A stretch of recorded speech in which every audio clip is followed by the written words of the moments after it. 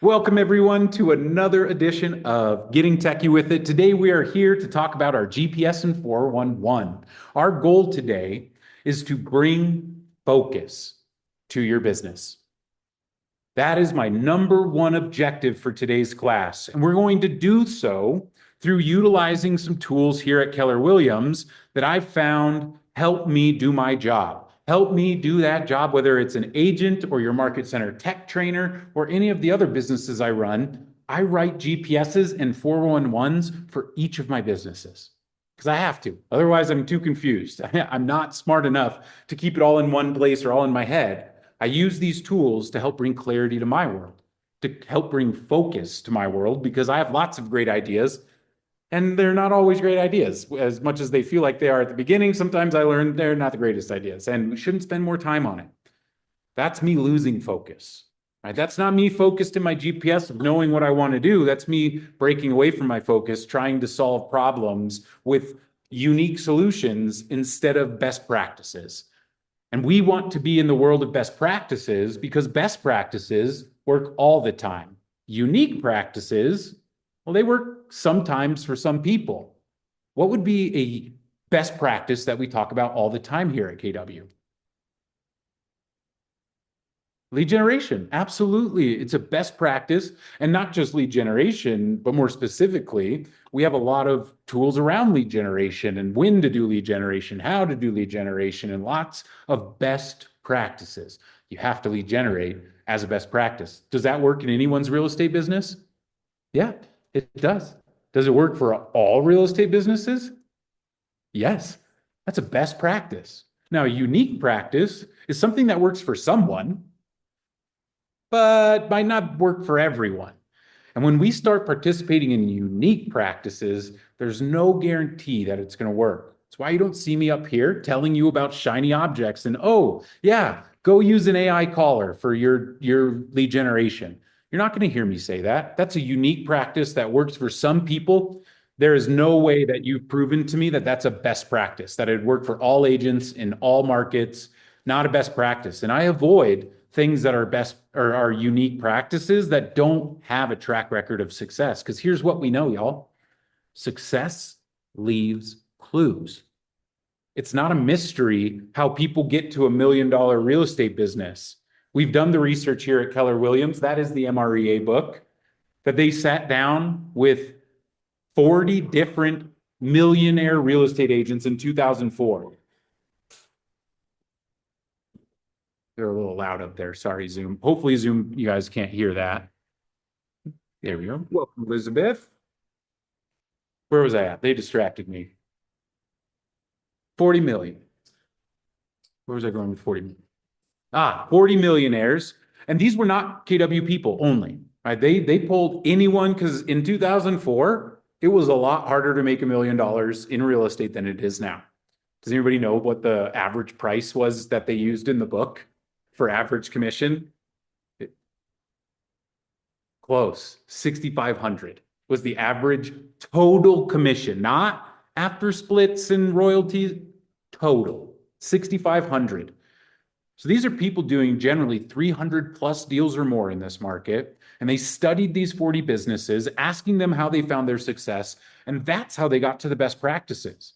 They found what's similar about all of these businesses that are doing this wonderful thing that we're all striving to do. And they put this information together for us so that we can use it, because success leaves clues. And these clues are what I want you to start using to build your business on best practices, not unique practices. Because I'll tell you, the magic wand that's going to make your business work doesn't exist. The magic wand is your commitment to what you put down on the paper today. Today is about focus, and mainly, I need you to commit. If you write things down, it is going to move you closer to getting to your goal. It will not do all of the work for you. The work is on you. And you are going to decide today, what does that look like? Does work look like making 100 conversations over the phone every week? Because that's bold. If you took bold, that's their strategy. That's a best practice. If you talk to 100 people a week, I guarantee your business will grow. I guarantee it. Are you willing to commit to making 100 or not making 100 calls, to talking to 100 people a week? Because if I talk to 100 people, do I just make 100 phone calls and I get to talk to 100 people? Not me, not my database. I usually get about 50% of my calls to conversation ratio. That's good. We're happy with that. If I can make 100 calls and talk to 50 people, I can do that in a day. I can do that in 2 days, maybe. That means I can do it again and reach my 100-person total. But you have to know what you're committing to. And you get to decide. That's the beauty of running your own business, is you get to decide where you put your focus and where your effort and time are going to go. If you don't decide, that effort and time is still going to be put out next year. It just might not be as productive because you're not focused. And over again, well, let me ask you all this question. Are there agents winning in this market? Are there agents winning big in this market? There are. Are there agents that grew their business in this market, did more deals this year, more money this year than they did the year before? Absolutely. There's deals to go around. You can close more deals. There are plenty if you choose to work and you choose to focus, because all of those agents having that success, when I go talk to them and say, what are you doing differently? They're saying absolutely nothing, Stephen.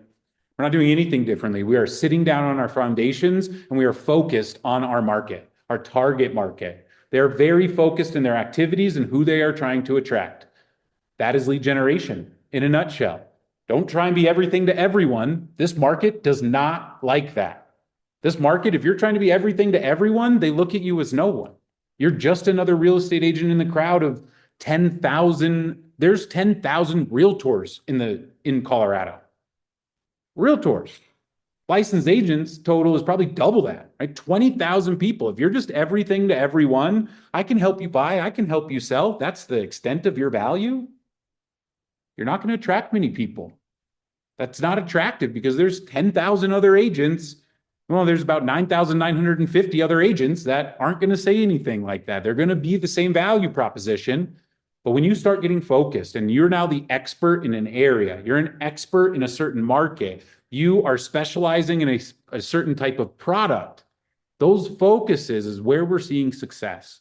And today I want you to bring that focus to your world, because you don't need to do everything. You might have, maybe in the past, you've seen me wear a t-shirt that says, do more, or it says, do more down the side, and it says, do less, do less, do less, do less, do less, do less, do less, do less, do less, do less, do less. The point of that shirt is focus. Might seem like the point is to work less, but it's not do more and do less, or do less to get more. It's focus is what that shirt is about. And I need y'all, and I truly believe that your focus is going to bring your success next year. It's where I saw it this year, where I expect to see it next year, because this market won't feel different next year. I do think we're going to see some gains in the numbers. Michael Butcher just came and told us that rates are easing a little bit on the bond market, which hopefully will result in some ease in the loan market. But I'm telling y'all, it's not going to feel easier. It's not going to feel different than this year. It's still going to feel like you're working 5 times as hard to get to the same result as if you worked in 2021 to get that same result, where the market drove our business, not our activities. And if you were in business during there, most people agree that the market drove their business that year, not their activities.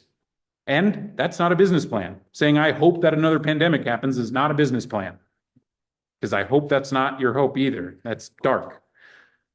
But I highlight these, number one, because we have a value system here at KW. We have a belief system, and I believe in these things. This is how I operate in my business. And I always like to highlight some of the things that are in my class. And today is commitment, but there's one more. And it's so important. Trust. Now it says trust starts with honesty. Who do I need you to be honest with today? Yourself. Because it's not hard to say, I'm going to talk to 100 people a day. You can write that down. It's not hard to write that down. If you're committed to it, great. You're committed to that 100 conversations a day. If you can make 100 conversations a day happen, your business will explode. But you got to be honest with yourself.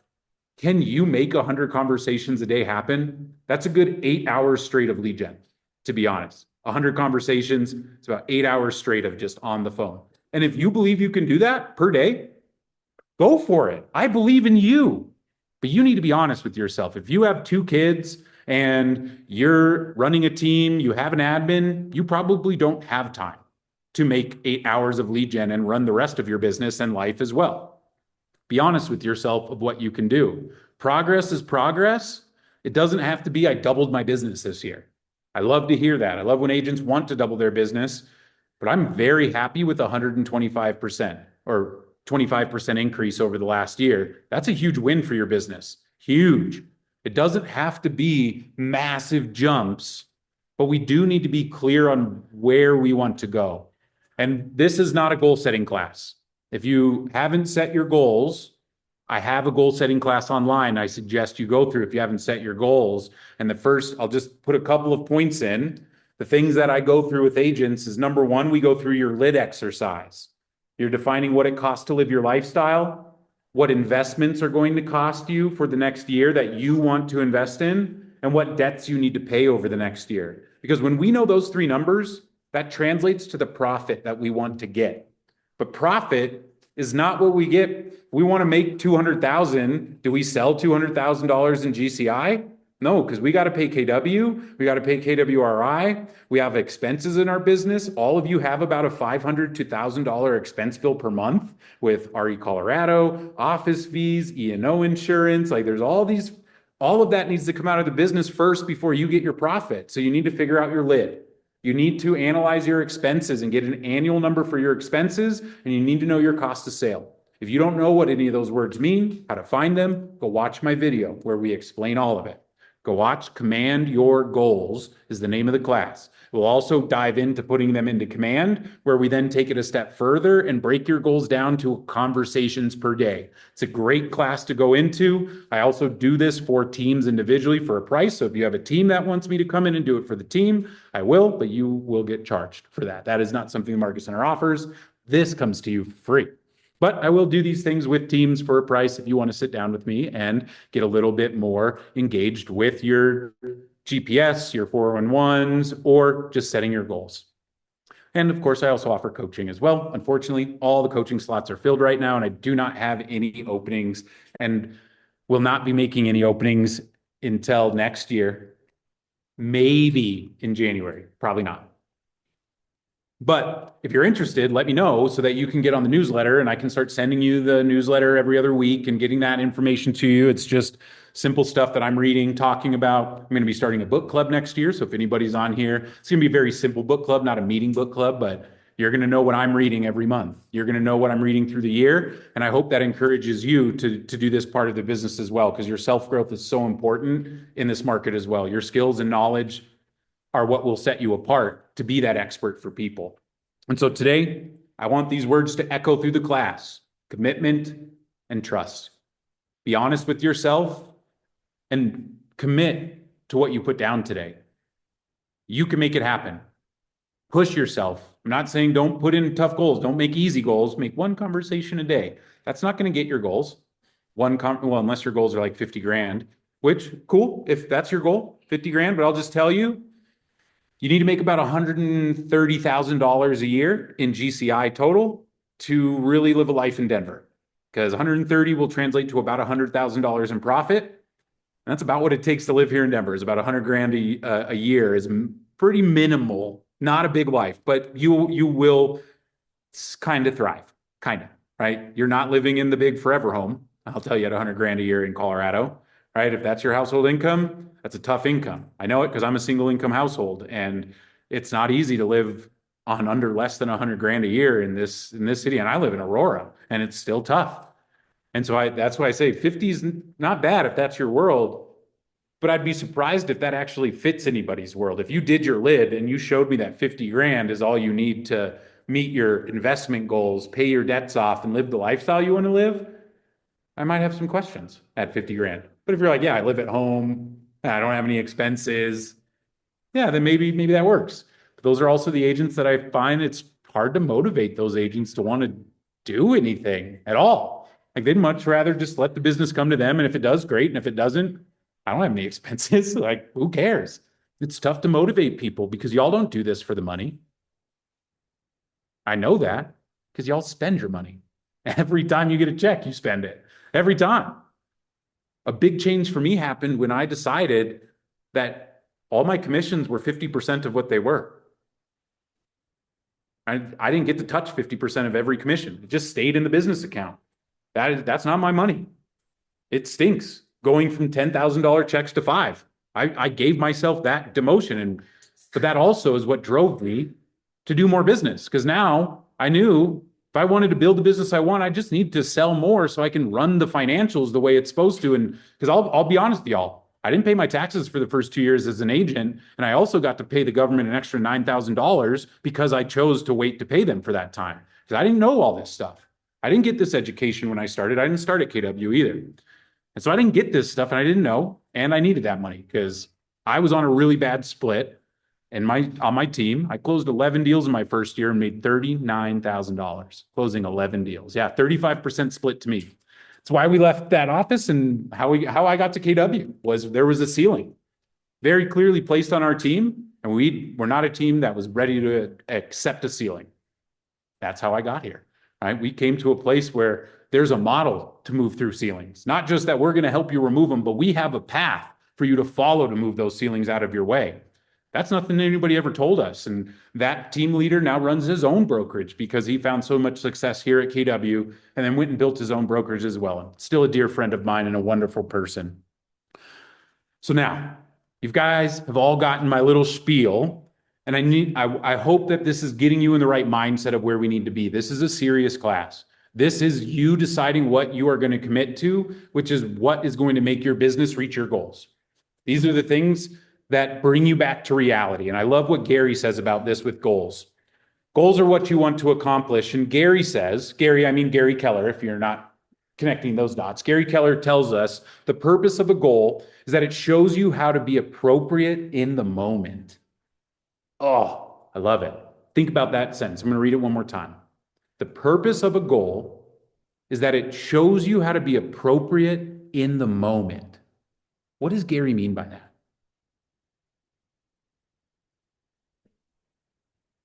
What? Okay.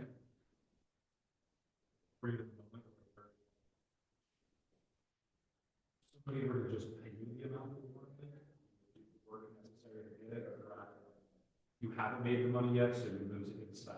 Right. Actually doing the work because you haven't got the result. Right. I love it.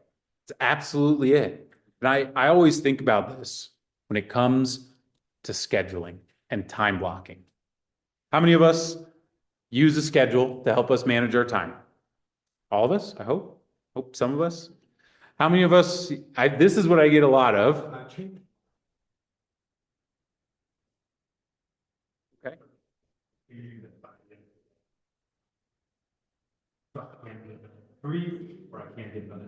Excellent, excellent, excellent. We got some help for you. We got some structure for that. But where I think about it a lot is there's a difference between scheduling and time blocking. Scheduling is the activity of me putting that time onto my calendar saying I'm going to lead generate on Tuesday morning from 9 a.m. to 11 a.m. Right? That is scheduling. Time blocking is making sure that I actually do that activity when it's scheduled. Right? So this is the other thing that the to-do list lacks is a commitment of time. You have committed to an activity, but there's no commitment of time. And I'll tell you, a lot of activities we have, if we don't make time, it doesn't show up. So we make time in the schedule. But this is what Gary's talking about, is being appropriate in the moment. Because how many of you have scheduled something and then never executed that time block that you've scheduled? This is being appropriate in the moment. You weren't being appropriate in the moment. When you decided, I know I need to do this task for my business, lead generate from 9 to 11, and then you decided that in the moment, there's something else that needs to get done. Whatever that is, you can put in whatever filler. I'll just tell you it's an excuse. And if that hurts, like, yes, you having to pick up your kid at school because they threw up all over themselves is an excuse. Is it an excuse you have to deal with and is real life and is going to happen? Yeah. But your goals help you to be appropriate in the moment where when that happens, you jump into your schedule and you go, where can I fit these 2 hours in? I know I can't do it now, but I can do it from 1 to 3. I'm going to move my time block and I'm committed to that. Your goals, if they're small and little, it's easy to say, I can do it tomorrow and skip it. And then what happens the next day? Your other kid throws up all over themselves and they have to be picked up from school. And then the next day, you're so tired from the whole week of your kids throwing up all over themselves, you don't have any energy to lead generate. And so now it's next week. And then next week turns into next month. And then next month turns into, gosh, I hope somebody calls me soon. I'm thinking about driving DoorDash. That's the path without goals or with goals that you don't care about. Because if your goal for next year was picked by you going, well, I want to make 125,000 because last year I made 110 and it would be nice to have more money. Yes, it is nice to have more money. That goal does not drive you in the moment. That goal does not make you go, you know what? I'm going to call my partner and have them go pick up the kid because I am committed to my time block. I cannot move this time. I'm committed to it. My goals need me to be in this time block right now. That's what Gary's talking about when it's appropriate in the moment. In those moments where you don't feel like you have the willpower to do the task in front of you, where it's the phone is getting heavy, or it's yours. I don't know about you all, but I've been paralysis in my car trying to go door knock and sitting in the car like, all right, no, we're gonna go. And then I drove off. And I drove off from there. And if that's never happened to you, congratulations. It probably will, though, where you're going to get stuck. And if I would have had some stronger things to sit on, why am I door knocking? Because I was door knocking in the moment in my head because somebody told me to do it. So I went and did it. But if my reason to be there was to go find a listing because my goals were to get more closings and I need to do more closings, that's what gets you out of the car. And you go, I'm going to go find the listing. I'm going to probably mess it up, but I'm just going to go try. Because that's what my goals need from me. Nobody else is going to do it for you. Anybody else in here run a team? Does anybody else have agents under them? Yeah. Before now, it's just you guys though, right? Now it's you to make it happen. And I love teams. I love to help agents build teams. But I'm saying right now, for most of you, you're it. You're the only one who's going to make this happen, which is a huge blessing in my world because I'm a control freak a little bit and I love to have control because I know I will get it done. My growth comes in leadership and helping other people get what they want and also getting what I want while they're doing the same thing. That's leadership. And so I'm growing in those areas, right? I'm learning how to do those. And those are things that some of you will have to do. I know Elizabeth is in this time as well of growing her organization right now from just Elizabeth to getting an admin. She's now she's following the model, right? First step, get an admin. When you're doing as much as you can do, leverage the things that don't need to be you. But many of you are in a place where you're it. And that's okay.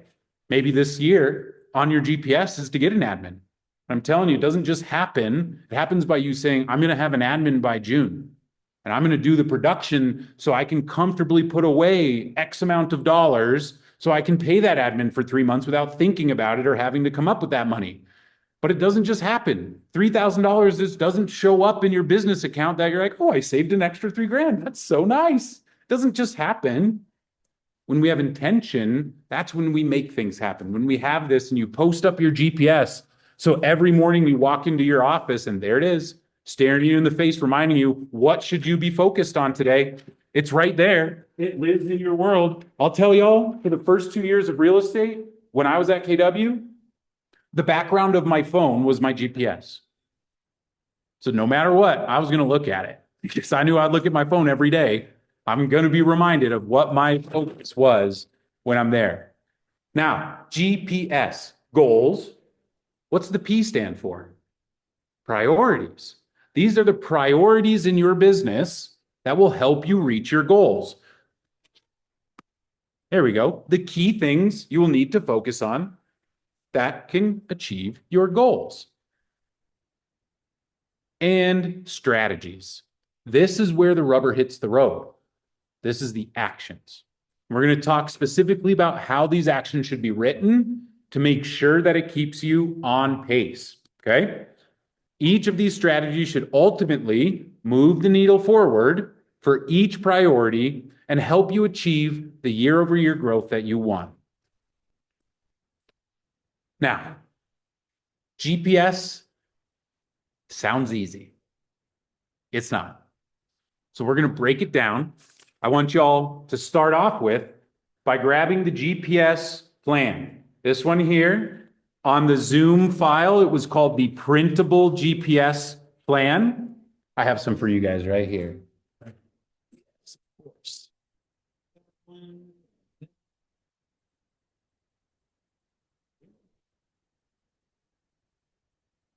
Bundles then.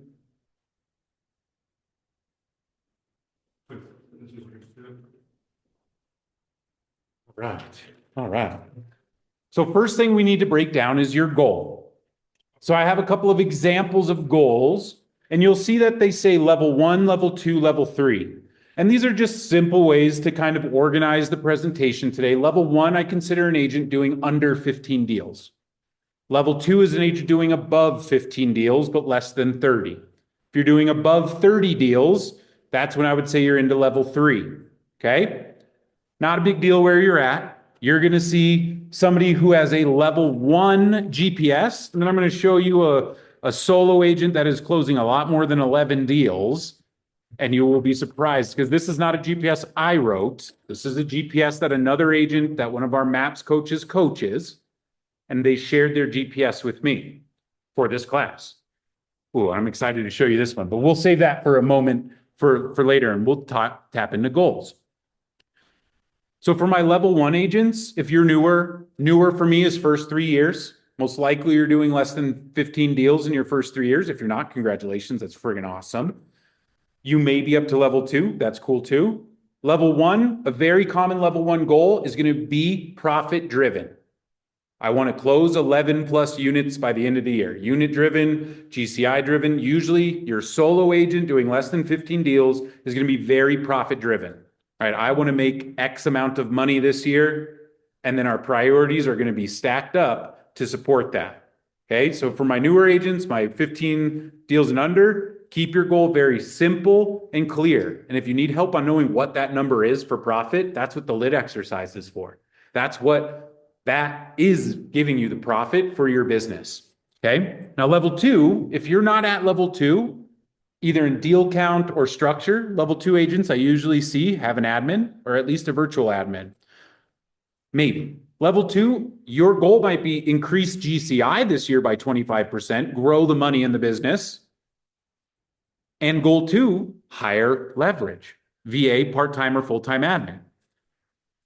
And if that's our goal, there's going to be activities or priorities to meet that goal and strategies to make sure that you can reach it, because it doesn't just happen. There's a process. If you want to hire, the first thing I would tell you to put on your list is to go take the career visioning class at Keller Williams. That class is only offered, not only, it's usually offered in Austin. It does cost money. It is one of the best classes to take if you plan to grow your business past just you as the only licensed person. If you're planning to hire an admin, if you're planning to hire pretty much anyone who's going to work under you, go take the CV class. It is incredible to see the farthest or the most recent research on what is the best way to hire someone. Y'all, I wish I would have sat through that class before I tried to hire someone. Because you just waste money when you hire people when you don't know what you're doing, because you're hiring to solve something and it may not be the best solution, or you may not know how to get the right person for that solution. Career visioning helps you with all of that, plus how to keep them.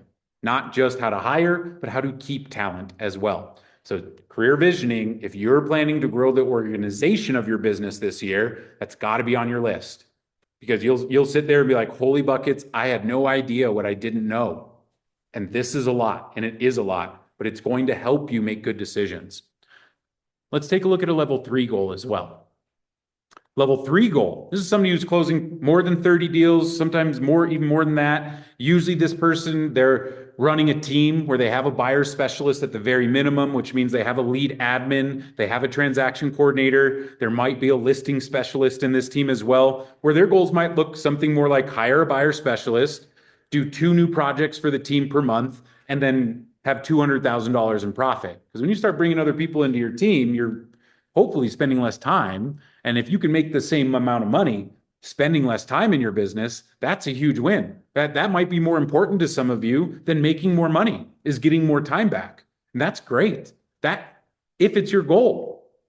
All right. That's why I say newer agents, usually time is less important. Money's more important to you when you're a newer agent. That's why it's focused in money. Our goal is money because that's usually what you need the most as a new agent is money, not time. You have a abundance of time as a new agent, and so use it to make the money, to build your foundations, to learn your skills, your practices. So these are some goals. And now I want you to write down your goals on the GPS plan. You've seen a couple of examples, but you need to spend a little time and just quick. I just want 2 minutes. Put down your goal. And if you only have one, that's fine. There's 2 spaces there if you need it. If you have 3 goals, that's fine too. It just depends on your business. The bigger your business, probably the more goals you'll have.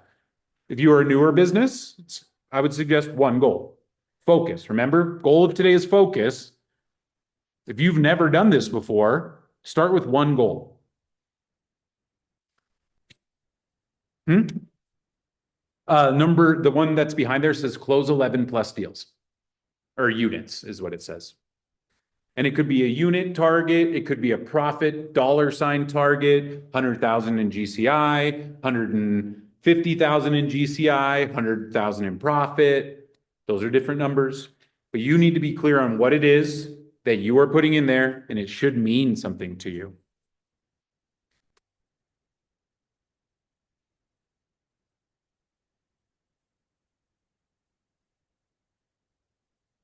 When you're done with your goal, if you're in the room, you can just give me a little thumbs up to let me know that you have it down. If you're on Zoom, I would love for you to share your goal in the chat if you're comfortable doing that. Otherwise, you can just put a yes or a thumbs up in the chat to let me know that you've put it down on the paper. But I'd love to see you share your goal on the chat, and I will share it with the class as well. And I'll ask for the class to share in person too. About another minute, and then we're going to call for those. Half a minute.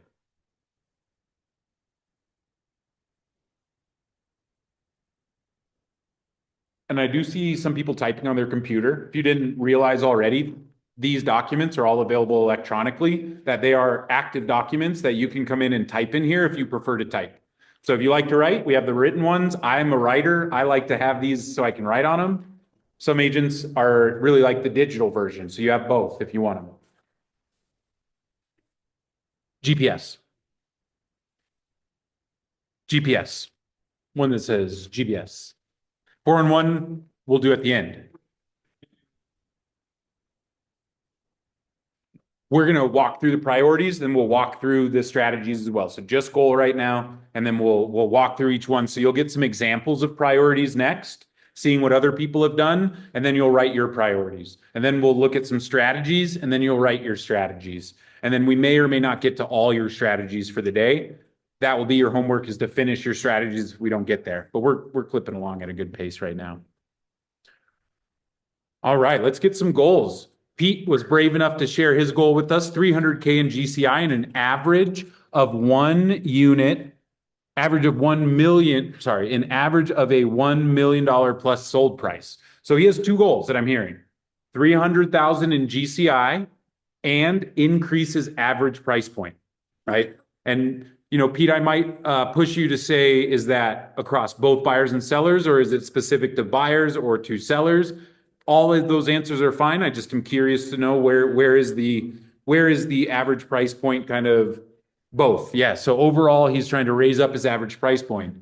Awesome. Now I'm going to expect to see at least one priority in Pete's GPS that should speak directly to a priority of increasing his price point.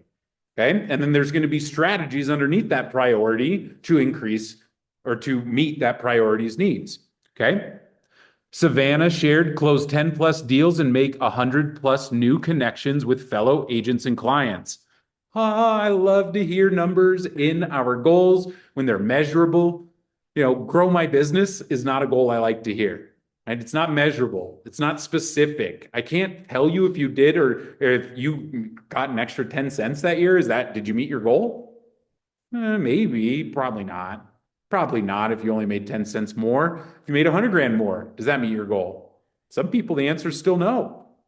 So you got to be specific in your goals. So I love hearing that. Let's see, we had one more in here. Oh, no more in here.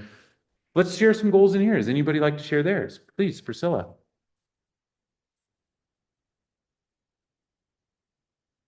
213.8. You've done a little bit of investigation with your goals and your profit, then it sounds like. How did I know that she did a little work on there? It was an exact number. It wasn't just like a rounded 100 grand, 200 grand, 450, right? She's 2,000, $208,800. Is that what it was? 213,800, $194,400. That's the number, right? For me, because I know what that money's going to do, right? That's why I know Priscilla is in line with I know her goal is going to drive her because that's not a number because she just picked it because it sounded good. It's a number because she's backed it up with the things that she's going to use to spend it on, with the savings, the investments, the debts. That's why we do the lid exercise before we do any of this, because it's really tough to commit to the work that we're going to ask you to do unless that number means a lot to you. Because if it just means it'd be nice, well, it'd be nice to not have to work at all either. And that's the way you will go if that's your choice of it'd be nice to make 150 grand. No, I need to make 150 grand and I'm committed to doing whatever it takes to get there. Because when you're in that mode, no one's going to stop you. No one will. And really, the only person who will stop you in any case is yourself. Y'all know that. It's not easy to live that though. That's why we're here. It's why we need some support. We need focus. We need something that's going to bring us back to these goals. And that's, you heard me say, post this. This should live in front of you in an annoying way where you see it and you're like, God damn it. Ah, I guess I'm not going to take this afternoon off to go golf with the buds. I need to be in the office. I could push it off. I could wait. But if I'm committed to my goals, you know that that's a path down letting yourself down. Letting one time happens and it happens again, it happens again. When you let it happen, it will happen often. And this business is hard, y'all. Like nobody's gonna give you an easy life because you're like, I'm a real estate agent. That means my kids don't misbehave or don't get sick or you don't get sick or like you have to know that this stuff you're gonna get some curveballs. That's why we write this to get us back into focus, to get us back to that moment, to teach us how to be appropriate in the moment. So let's talk about priorities. My priorities, you see 3 here, and this is for a level 1 agent. Level 1 agent, you have the example of priority number 1, produce business from database. Love it.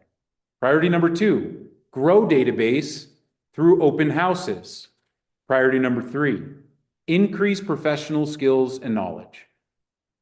If you're a new agent, I do not suggest having 3 different strategy or 3 different priorities of how you're going to find business. Focus is the key. Get really good at 2. Most real estate businesses build the big businesses on 1 big lead generation strategy that they master. And then they usually have a second one that brings in about 30% of their deals. And they usually have a third that brings in about 10. And that other 60% is that first one. That's pretty normal distribution of most large teams selling over $1 million in real estate. That's where we see their breakdown. Okay. And so focus, y'all. You don't need 3 just because we put GPS and there's a 3 under there and there's 3 space. You don't need 3. That third one, if you're a new agent, should be increase professional skills and knowledge. This is a skill-based market, is it not? Who's winning in this market, the professionals or the amateurs? Professionals. This is a skill-based market.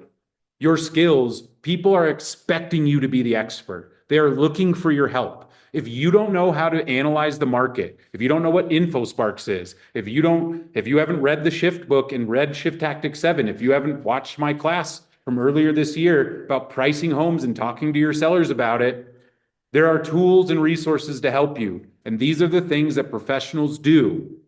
And if you want to be the professional, make it a priority in your business to increase your skills and knowledge.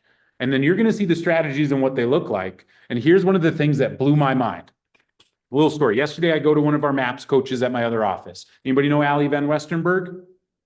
absolute legend. Used to be a race car driver. She started in real estate when you had to have one woman in your real estate brokerage for affirmative action, which they called the token agent, right? Because they had to have a woman in their brokerage. So they would just go find some lady, say, yep, they're in our brokerage. We're meeting affirmative action status. That's where she started in real estate, was being the one woman in a brokerage. She's been in the business for over 35 years now and is a MAPS coach. Probably spends about 10 hours a week on her real estate business and will close 40 deals this year. And that's light for her. She's invested in I think 5 different states, dozens of investment properties, lots of passive income. That's where her focus is now, because her focus doesn't look like it did 20 years ago when they were selling 70 to 90 deals a year. That's a different world, but she's a MAPS coach now. And I said, Allie, would you mind giving me your GPS? And she's like, it's all this. And she didn't have it available for her. And she's like, can I just send you a couple from some clients that I'm coaching? And I was, yeah. So let me just tell you, these are the priorities for what I say a new agent should do. Let me tell you the priorities, because I didn't give you this in the file because I got this late. But let me tell you the priorities for this agent whose goal is $30 million in volume, 25 buyer sides, 20 listing sides with an average sell price of buyers of 620 and sellers of 560. Do you hear all the specific measurable stuff in there? I love it. I love goals like that. Here are our priorities. Number 1, SOI and database. Number 2, social media, monthly consistent marketing. Number 3, level up skills. This is not just for new agents, y'all, that I'm putting on. This right here will work for somebody whose goal is to close 46 listings as well. Priority on production, priority on your database, priority on your skills and knowledge. That's the breakdown, y'all. If you want the key of just tell me what to do, Stephen, that's what I tell you to do. You have a priority focused directly on production, whatever that is, from your database, from a farm, from social media ads. The strategy is up to you. But I'm telling you, if you don't have your database bringing you business now, that should be number 1 for you. Focus on getting business out of your database. Number 2 then is grow your database so you can get more business out of it. However you grow your database. There are so many ways to grow your database. I love this business because no one can tell me that I can't do something. I can do my unique practice, right? I can go try something and fail, but you don't need to do that because we have best practices here. Go try the best practices first, then go unique. Go do something you know and saw somebody else win at and just rip off and duplicate it before you go and try and make some unique practice that I'm going to reinvent the wheel. Somebody's already won. Go follow the clues of success. Let me see here. So check this out. Take a look at the screen. Let me close the chat because that's in the way. I've written down there's over 30, I think, 20 different ideas of priorities that you might put down in your business. Everything from relocation, Zillow might be your strategy. So those are a great strategy. Tons of respect for that company and what they do. I just hope you understand what their business model is and how they compete against you, because they do. But it is a great model for some agents to run as a Zillow agent or realtor.com. But what I want you to do now is write down your priorities. We're not getting into strategies yet. You're just filling out the top line, priority 1, priority 2, and priority 3.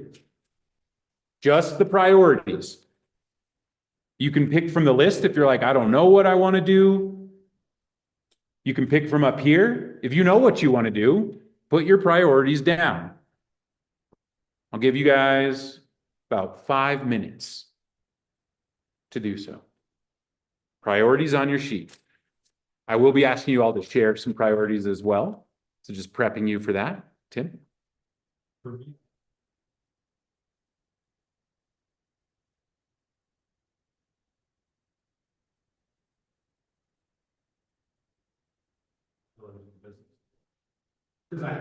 I would have to look a little deeper to give you a better answer. My immediate answer is no, you don't get that many. I would say,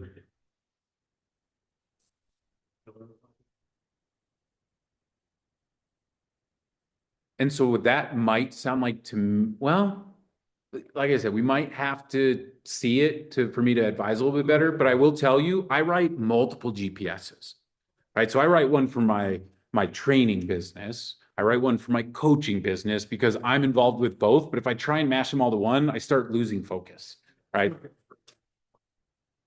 Might be, or my other suggestion would be find the priority that fits six into three, right? Find the priorities that are big enough priorities that fit some of those things that you're breaking up. Because that's where I would say I probably can look at them and go, these are the same, right? These are the same priority. These two that you're calling two priorities, they're actually one. And then we just need to see how the strategies then shift out because I'm afraid for your time when I'm hearing that, dude. No, no.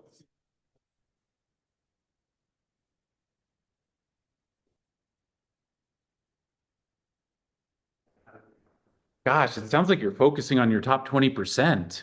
Hmm. That'll come back later. We'll talk about that in a minute. But get your priorities down. If you need a little help, call me over. If you need a little help, nudge your neighbor and say, hey, help. It's okay. We're here to help. Every one of you is sitting next to an experienced agent. Every one of you. I'm experienced. We're sitting close enough. Suheli's experienced. She is an agent as well. She is an admin. She's a wealth of knowledge and a resource as well. Suheli is licensed. She just doesn't play the game you guys play as well. But she's here to help her business and her team grow as well. Suheli.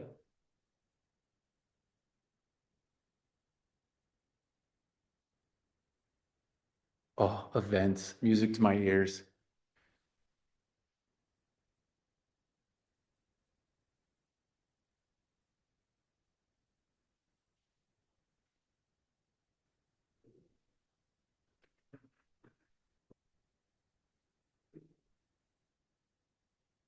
I think I understand. Cool. Yeah, because most of that can be broken down. That sounds more encompassing. You need some documents, but more on.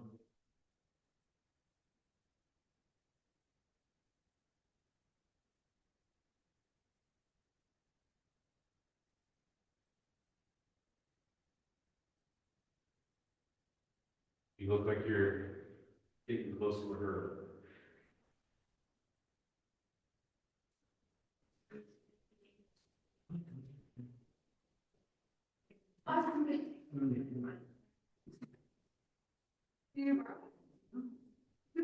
You could get a little bit more specific. The activities that you would do to get the business, not just saying get business from social media, but 25 direct messages through Facebook every day. Right? That's the strategy I'm going to see in social media. And it would be the priority is produce business through social media, or here if it's produce business from database, right? Your database then would be 25 conversations with 5 people I have to command. We're adding to the database. Right, so now we're integrating the social media into the database, which that's not going to be ready to find success. It's all database go because it's a market. Oh, no. Right, bring leads in. You need a way to then connect and manage those relationships in our CR. That's really yeah.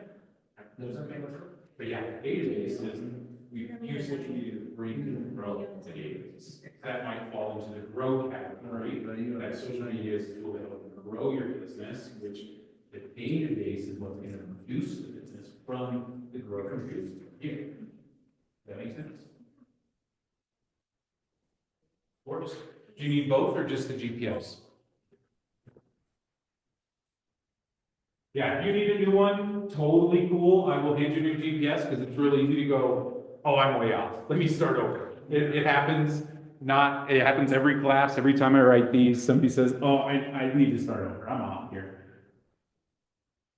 Got another 2 minutes. What is wait?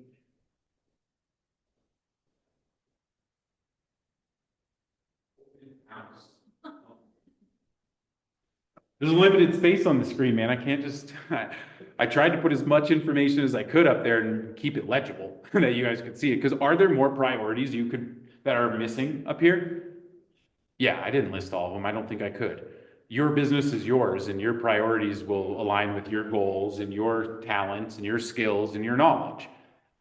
But I have seen where a good amount of successful GPSs and people who have success, and these are coming from those places.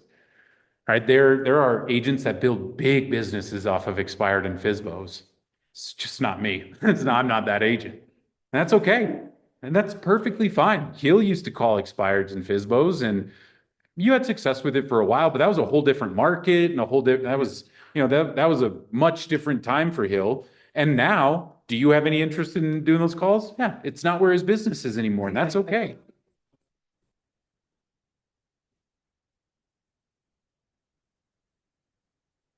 Yeah, and then you go, dang, I should have called that guy. But if it, and that's a great example. Hill wasn't here when we mentioned this, but what's Gary say the reason is for our goals? How to act in the moment. If Hill had FSBOs as one of his strategies to get more listings this year and it was on his GPS, he would have been able to say, my GPS tells me I need to call this house, but since it's not on his GPS, he gets to go, not my business. That's not for me. I have other things I am committed to doing. And again, this brings it back to commitment. I'm confident that I know that when I pass by that FSBO, I know I'm going to the office to go lead generate. And I know I'm going to go find the business that would have been if it was my strategy. I'm confident that's going to happen. If you're not, if you're missing your time blocks and you're like, maybe I'll lead generate this week, maybe I'll have time. If it's always a maybe, you're going to beat yourself up in front of that home every time you drive by it because you know you should, because you don't have business and you need all the business you can get at that point when you're not planning or you're not strategic and you don't have any confidence that you're going to go find that deal in another place. So you either start beating yourself up or you start looking for any business possible, right? And that's not a very good route either. I've been there, and you work with some really nasty people. You end up spending a lot of time with people you don't make any money on, and you burn out. And then you either decide to quit or you change your strategy. And you say, I got to get better. This can't be like this anymore. For the first 3 years of my real estate career, every year was like, I can't be like this anymore. We got to reset. And it wasn't a reset. It was just a focus. Every time when I learned how to do a GPS, it brought so much focus to my world because now I could say no to things. And sometimes we just need permission to say no. I'm definitely a yes. I'll say, yes, I can help you. Yes, I can help you. Yes, I can help you. But every time you say yes to something, you're saying no to other things, positive or negative. You're saying no to other things, and you should say no to things. You should be saying no, but you should be saying yes in your business to the things that are in here and no to anything that's not.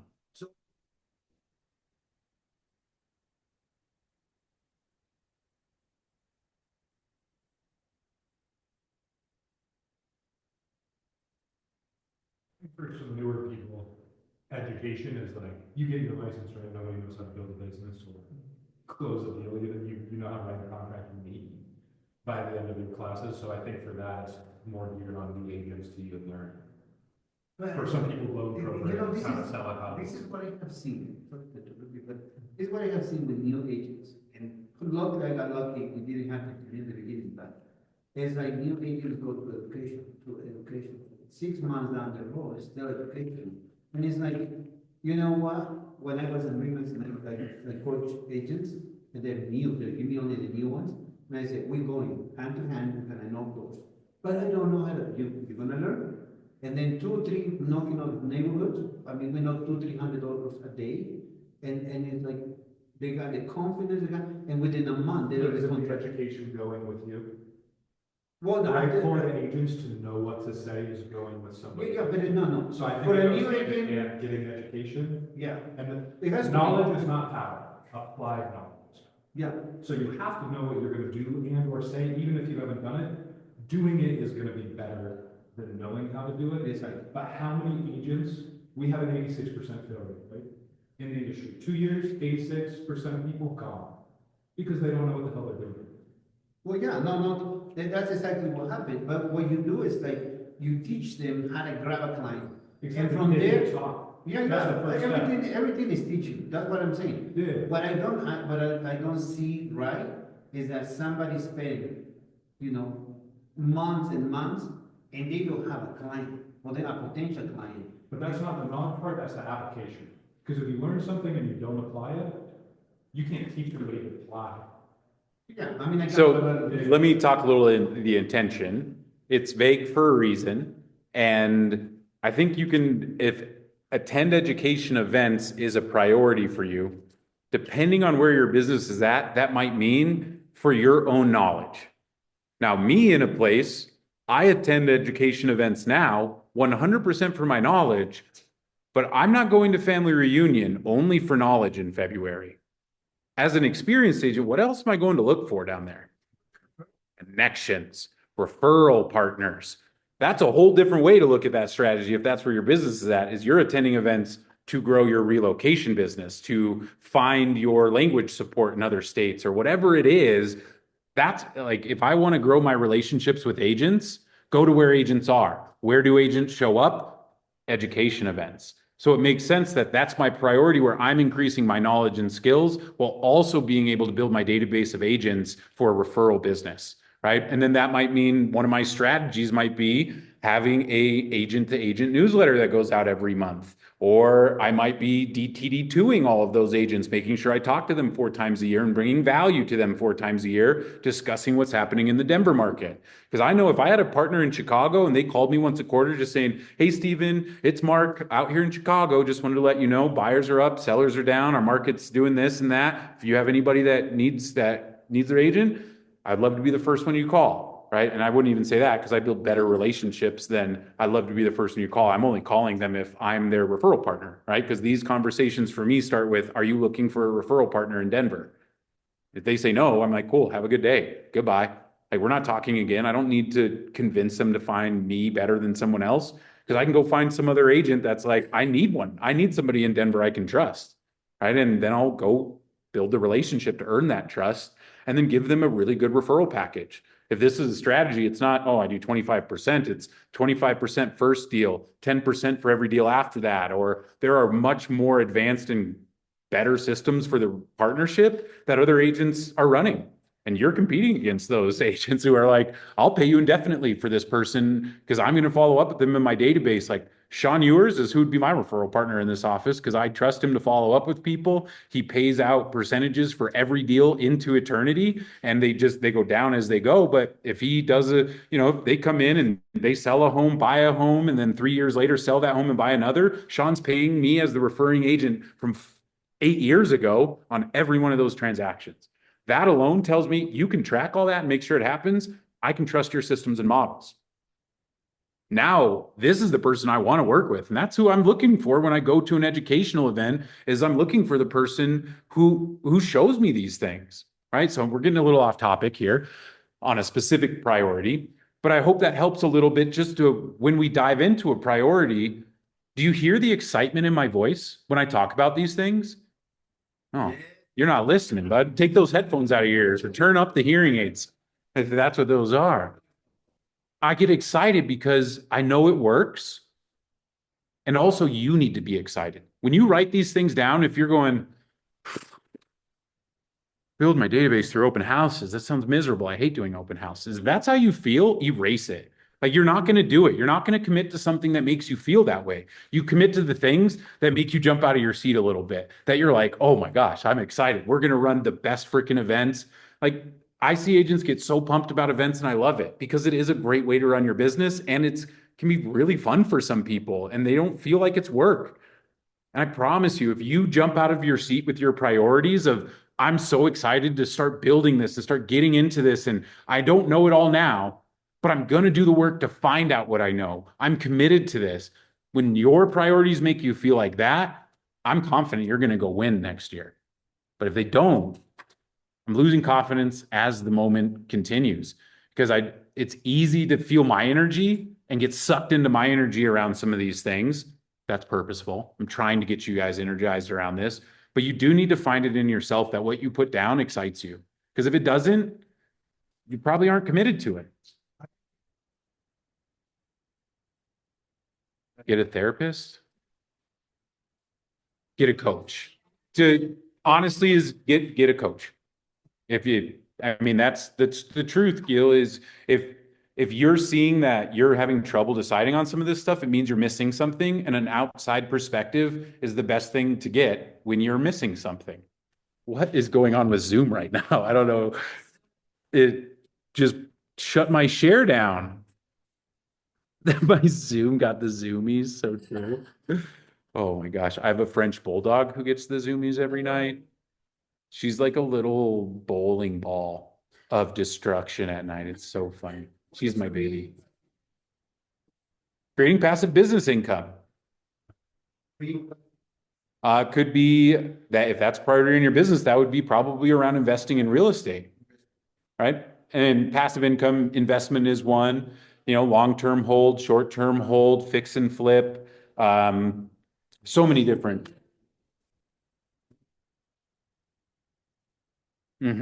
Right? Social media can be a source of income.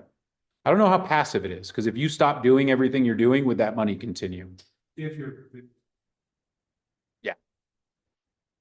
And it's tough for anybody to continue making money on YouTube without continuing to produce content. That is what the platforms are built for you to do. So they want you to do it, and they will demote your content if you're not doing it, right? So I'm not sure if I would qualify it as passive, because there is still quite a bit of activeness in there to make it actually income, because great if it's active, but if it's going down every single month, it's just going to find its way to zero, right? And then that's not an investment. Investments that decrease every single month and we have no passively decrease every month, that's not an investment.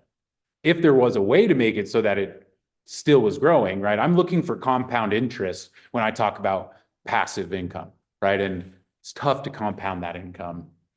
Maybe possible, but yeah. with the tax. Yes. Yeah. So I would, I'd be remiss to call it passive, but it's definitely an active income stream that you could qualify or could put into your plan. For me, it depends on the amount. Like if I'm making $1,000 a year, I'm probably not putting that into my business plan as like, oh, I get to knock my profit goal down by $1,000. It's like, no, I'm just going to go find that in real estate, that $1,000 YouTube money, that's just going to be poured right back into YouTube for that. So I can just try and keep that machine moving, right? Like that, if you're making less, that's less than probably 1,000 a month on YouTube, that's probably what I'd tell you to do, is just push it all back into the channel to try and increase its viewership, not artificially, but pay to increase it. Because YouTube's algorithm for pay, have you guys paid it all for, or is it YouTube that you're getting paid from, or Facebook? Instagram and Facebook, okay.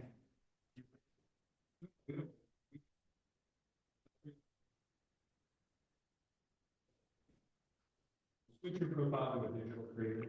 You have over 1,000 friends or followers on YouTube. Then you can monetize your content. So every time you post a post or a video, depending on how it does, you get paid out a certain percent. There's not a ton, but as it grows, it also incentivizes you to continue to make videos because it sucks. Yeah. But until you reach 1,000. Oh, Yeah, but if you already have like 1,000 friends on Facebook or something like that, as you switch it to a digital creator, you will qualify. Yeah, some pretty cool stuff out there. Lots to talk about there, but we should move on because we need to get to some strategies. But I'd love to hear some priorities that you picked. Let's share some priorities, and on Zoom, same thing. You can jump in to the conversation online, or you can put your priorities in the chat. But I'd love to hear some priorities. Number one is priority I'm most curious about, of what you chose to put down first. Please. Ooh. Wonderful. Wonderful. So she already has a strategy already built in, right? Be at the Monday mastermind every week, right? Oh, love it. Love it. What other priorities do we hear? Love it. Solid. Solid. Yep. If it's not happening now, that's where you should start. Period. Okay. And I might even argue a little bit, it's just systematizing. Time blocking is part of being systematic, right? It's just systematically using your calendar for your time, right? It is our tool to manage time, is our calendar. Awesome tool. Our digital calendars, I couldn't imagine trying to run a paper calendar in this day and age. Like my digital calendar is so nice, and like being able to move stuff really easily to repeating functions. So when you set that lead gen block, you can make it 5 days a week, every week, not having to put it in for every single one. I just pump it in there and then I change it if I need to for this individual. I set the rule, and then there's going to be exceptions. Just don't let the exceptions become the rule. That's my advice for timing. We'll talk a little bit more later too. Savannah Online says network as much as possible to grow database. So she's going to network to grow the database. Love that priority. That is what every agent wants to do. I feel like at the beginning, they're like, oh, I'm a people person. I just want to talk to people and business is going to come. And it's like, yeah, it can, but it only does for the people who are strategic with it. If you don't know how to capture somebody's information one-on-one to get their name, phone number, and email up front, you're going to struggle with the networking pieces. And so for you, Savannah, number one of your strategy is probably, or I would recommend, something about capturing people's information, having a very, very good system for capturing information when networking. Because people go to networking events, you all go to places all the time and talk about real estate with people and then don't capture their information. You do it all the time. And then you connect with them later and they're like, oh yeah, we ended up selling. You're like, oh. Captures, number one. Let's see, any other priorities that somebody would like to share?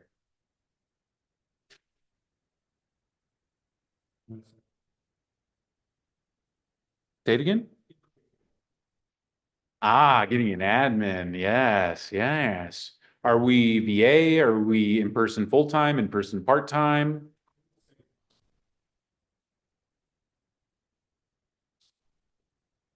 Doesn't have the,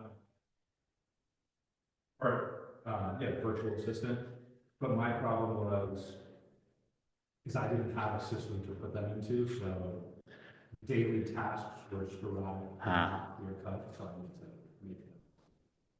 All right, I need somebody to do me a huge favor. My computer's gonna die. Who wants to run to my office and grab the charger for me? Anybody willing to? You guys know where my office is, and you know where my office is. It should just be plugged in, sitting right there on my desk. Thank you, Tim. All right.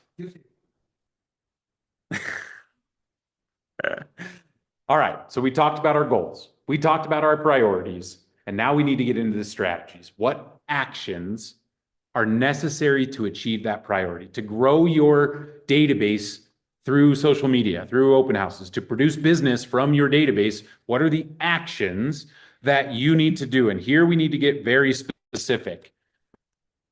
Each of these, oh, here we go, our strategies. Take a look at the strategies up here. Now, these aren't perfect, and they're not perfect for a reason. The strategies, I want to see them be specific. Specific meaning I know the action and the frequency. Frequency, what does that mean?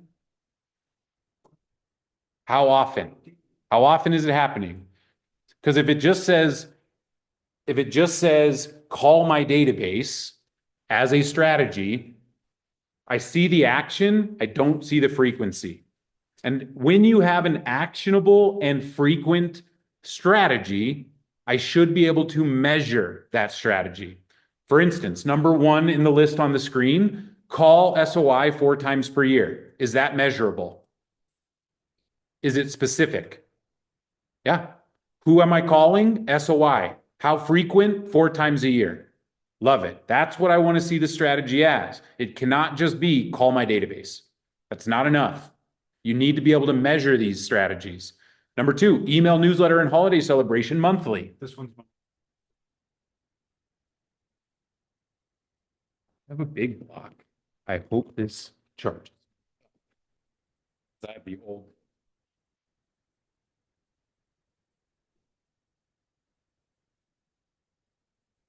Oh, you just put the whole thing up. You pull that thing down there.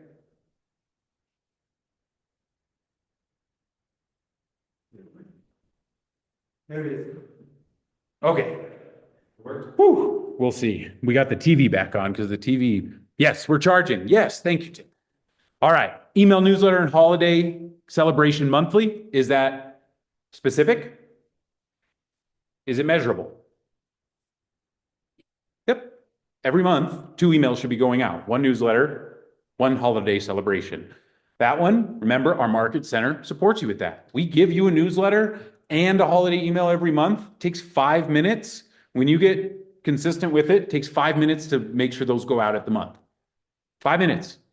All right, that's it. Send birthday cards into SOI. Is that measurable? Yep. Who and what do they get? And that one, frequency is built in. Once a year for each person. That is the birthday. Nobody has more than one birthday. Some people don't have a birthday, but most people have one. Nobody has more than one. So it's easy to know. Frequency is built in. Send home health evaluations to homeowners in database. Is it specific? Is it measurable? No. Is it specific? Yes. What are we measuring here? Send home health evaluation to homeowners in database. If I send 2, did I meet my goal for the year if I send 2? No. I need to put something I can measure in there to know if I'm being successful, because I might do it for the first month and then go check and then never do it another month, and then that's not really a strategy. We need to make it measurable. How would we make this measurable?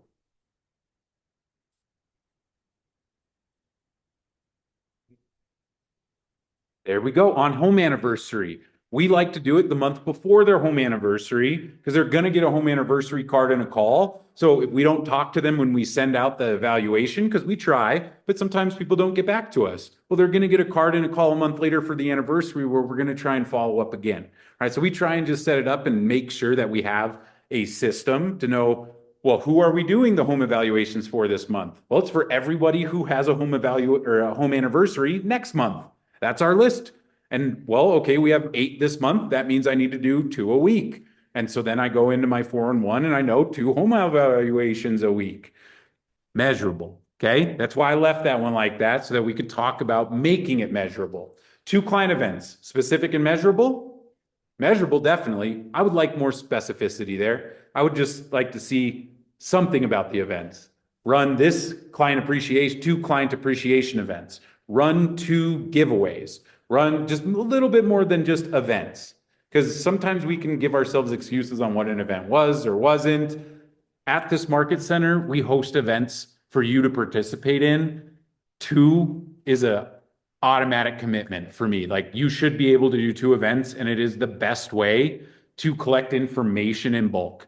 Like, if you are lacking in the quality of your database, you don't have emails, you don't have addresses, you don't know when they want to buy next or sell next, or if they have a referral for you, come learn how to build all that into your promotion so you collect the right data so that you can get the return on all of your time and investment. That's January's class. But I'd like to see a little bit more specificity there. Last one, 8 real estate conversations, 6 days per week. Is it specific? Yes. Is it measurable? Yes. This is the driver of your business. Everyone should have a number of conversations per some timeline.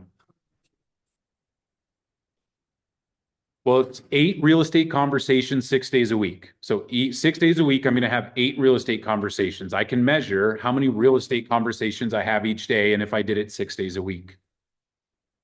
That's the measurement. A day, 6 days a week. So then that results in 48 conversations. And for our business, we usually convert 30 to 1. So if we have 48, we should convert about 1.5 appointments, right, per week, which for us, that's great. That meets our goals. 1 appointment a week keeps us on track for our goals. Right? This 8 number was not something we pulled out of nowhere. It's based on the production you want and your conversion rates, putting your information into the economic model, and then getting out how many appointments you need to set, and then backing up into the number of, well, if I know I need to set 100 appointments, how many conversations do I need to have to set 100 appointments? If I have a 1 to 30 ratio of 30 conversations gets me 1 appointment. Then you go, okay, well, if I want 100 appointments, that means I need 3,000 conversations through the year. Okay, then I decide, how often am I going to work? How often? Well, I'm getting too deep into this. If you want this breakdown, go watch the goals class where I break this all down and how to determine your weeks you're going to work, how many days you're going to work so you can get to your daily call number, because it's just math, right? It's just math to break it down so that you know what your target should be. Because This business is 100% driven on conversations. Have any of you ever closed a deal without having a conversation about real estate before they hired you? Has anybody ever just walked in and went, Monica, sell my home? No, nobody. It never happens. You always talk to them first.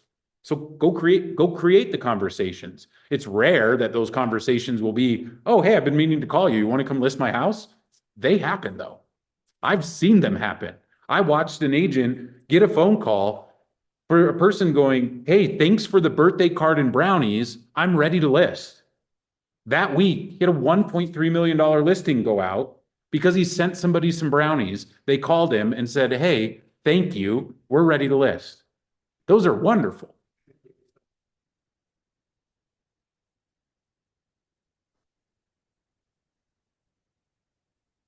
Y'all, conversations are the drivers of your business.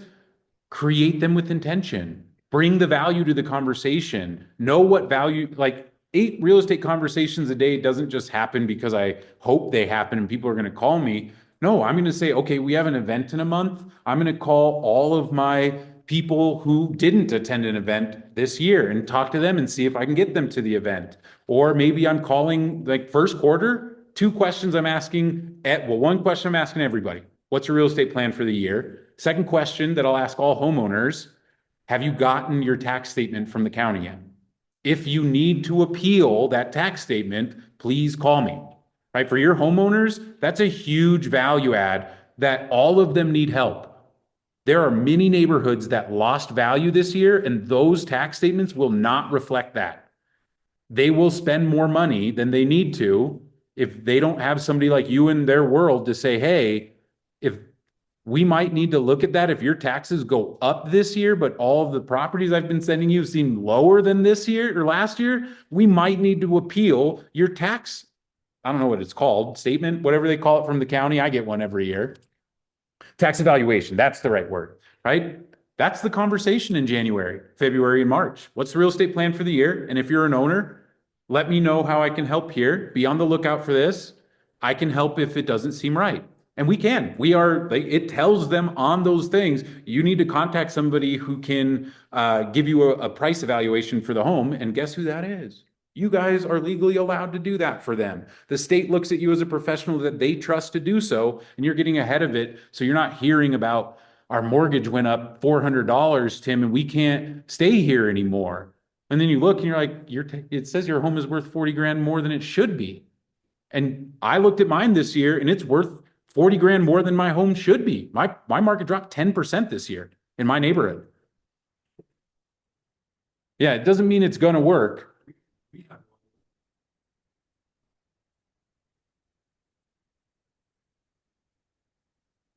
Right? Yep.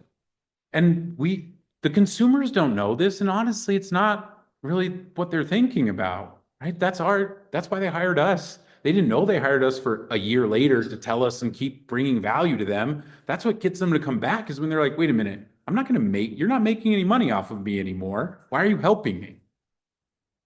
We know why, because we want your business in the future. But for them in the moment, they're just like, what a great person. He just saved me $100 a month. And maybe that's all it is. But still, when you're saving people money in that way, when you got ahead of it, when you told them there's solutions and you can help them, that's value that you're bringing them. That's when you ask for a referral, it's so easy to ask for referrals from those people. They're just like, Tim, you're my guy. What do you mean? Like anybody who even whispers real estate, I yell your name at them. That's the raving fans you create by providing service at that level. All right. So back to strategies. Let's look at another set for priority 2, grow database through open houses. Does anybody see anything that's not specific or not measurable here? Share. There we go. Post an open house twice a month. Specific. We have an action. We have a frequency. Can I measure open house twice a month? Yep. Can check that box. Yep, I did it or I didn't. Door knock 100 homes per open house. Measurable, specific. Yep, we already have a frequency for open houses, so we know every two a month, we know we're going to be door knocking 200 homes a month as well with that. Post 3 times per week on social media about open houses held and upcoming. Measurable, specific. Create and execute open house lead follow-up system. That one's a little bit under specific and measurable for me. When I run into something like that, that has a pretty finite date, right? Because once you create the system, it's done. And then once you start executing, it's just part of your systems. And so what I like to do on those where you're like, I know I need to do this. Like CV is a great example as well. Exactly. Is you just put a due date on it. And you'll see that on here in the maps version next to theirs. And they don't put it down for every one of them, but next to theirs, it says by who, by when. You guys, most of you don't need a by who, right? By who is you. Some of you might need a by when, and you can't see it over here, but out of the 5 strategies on each one, she only has a due date on one of them, right? Because it's appropriate for just those. And it's when it's something that has a finite date that it is, I know I can, the system is going to be built by this date, right? So we might need to throw on the by when for some of these. Because again, we don't make it the rule, but we need an exception here. And so we provide the exception by providing a due date as well. And I also want you to see, if you've come up with 4 that you're really pumped about and you're like, this will get me there, you don't need to make up a 5th one just to fill out the 5th slot. Same way, if you are excited about 6 strategies and not 5, you can have 6 strategies. It's just make what works for you that this should be giving you confidence and your mind should be going, okay, I should be able to get so many deals from this, so many deals from this. I should be able to create this in this system and it should start getting your mind turning in the direction of how it's going to happen next year. And that's where the strategies come in, where you're going to write right now. Because let's look at the third set of strategies for our priority, increase professional skills and knowledge. Number 1, practice conversations and dialogue 6 days a week. That's something I would love to see on all of your GPSs because this is a market of skill. Learn the language of this market. Be comfortable talking about what a mortgage spread is, what a bank, what the loan rate versus the bond rate is. Those are all the skills and stuff that I'm working on this year because I've always kind of just let lenders do it. And now I keep getting questions about this stuff, so I need to know it now. I don't need to be a lender, but I need to have the skills and knowledge that my clients expect of me. And they expect this stuff of us. They want to know, why did the rates go down and the mortgage rates went up? Well, if you don't understand bonds, mortgage spreads, and the relationship between those things, your answer is the economy? Not good enough, in my opinion. Your clients deserve more than a questionable answer from you. Practice is so important. And maybe it's conversations and dialogues. Maybe it's your listing presentation. Like if you're focused on increasing your skills and knowledge in listings, Janae, practicing your listing presentation on a frequent basis should be part of it, right? Go practice. All professionals that are at high levels practice more than they play games, right? NBA players, they practice more than they go play NBA games for a reason. NFL, all professional sports. I'd be curious to know if there's a professional sport that competes more than they practice. But we all go into competing all the time and never practicing and wonder why we're not closing on these listing appointments, these buyer appointments. People are canceling on you. This is where it's coming from, y'all. Preview 5 homes per day. Why is that in increased professional skills and knowledge? Why is that in there? Showing homes. Exactly. If you're a market expert, you need to be in the homes in that market. If you're a new agent and you're not sure what to do and you have 2 hours, go to the neighborhood that you want to work in or your neighborhood and go schedule some agent previews. Go ask each of those agents that you're showing the home for if you can put out some social media content on those homes. And then you go preview the home, telling a story about being the expert in the market, about being the first one. Go be the first one to show every home in your market and tell everyone, I will be the first showing in every home in this area. In my neighborhood, I will be the first showing of every listing. And it will be online and everybody in my world will know it because they know me as the expert in Littleton, right? Or in Beaumar or the Aurora Arts District. Go as small as you can handle, go as big as you can handle, right? But Previewing homes is a great new agent strategy to show people what you're doing and also increasing your knowledge of the market. Because when you go to 25 homes a day in a small neighborhood, right, 5 per day for the whole week, that's 25 in a week. If I'm going to see 25 homes, do you think I'm going to have a good idea of what homes are worth, what the quality is in those homes, what the HOAs are? I'm going to be an expert, right? How do you become an expert? You go be in that place. You go be involved in that neighborhood. Number three, create mock listing package for one previewed property per week and present to colleague or coach. And now we're just taking those home previews and adding the next layer of practice. Number four, create mock buyer presentation, same thing. And number five, create social media content featuring previewed properties every day. Simple way, because I'm showing you this because you can increase your skills and knowledge and your business at the same time if you're clever. Because everything on here can help you get business as well on a daily basis, as well as increasing your skills and knowledge in the market. That's when I can double dip like that, that makes me excited because I know my time is being spent in more valuable areas when I'm focused in these areas for my skills and knowledge. So now y'all have about, we're going to give you, let's go to priority one. Priority one, I want you to write your strategies for priority one. Just priority one, priority 2 and 3 will be your homework to complete that. And I'll ask you, for anyone brave enough, when you finish your homework, filling out your full GPS, I want to see it. Text it to me, email it to me. Don't use smoke signals. I don't want like sign language or anything. I don't read those very well. But get it out over to me. Number one, because I'm curious. Number two, because when you send it to somebody else, it's not a secret anymore and the accountability increases. I am not going to keep you accountable on a regular basis to it. But even saying it out loud, sometimes it's hard to say things, our goals out loud because it makes them real, right? It makes them not a secret because nobody knows if you fail at something, if nobody knows that you're trying to do it. Nobody knows that you failed at holding open houses every week if you didn't tell anybody that was your goal. You just get to secretly fail and beat yourself up about it or ignore it. So take a little time and then we'll wrap up with the 4-in-1 and get y'all out of here.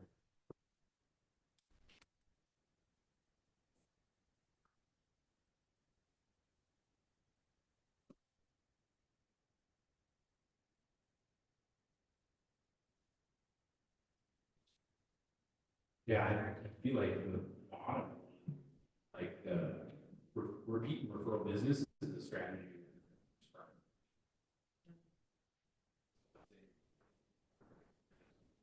Just erase it completely.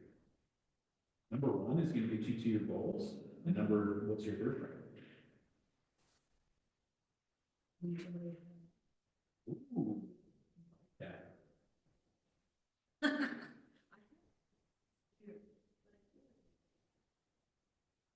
Well, a lead generation event would be an event where you're positioning something to bring strangers into your world. Not necessarily strangers, but targeted market people, right? It's not something you run to your database. Maybe you do, maybe it's events where you run giveaways. A perfect example of a lead generating event.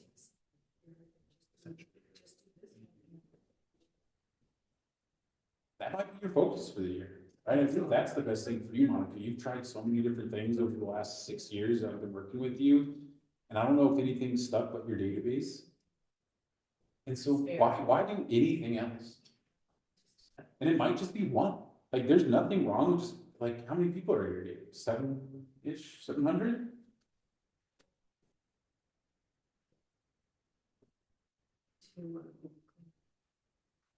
Well, I think you need to organize it. Maybe not clean it up, organize it.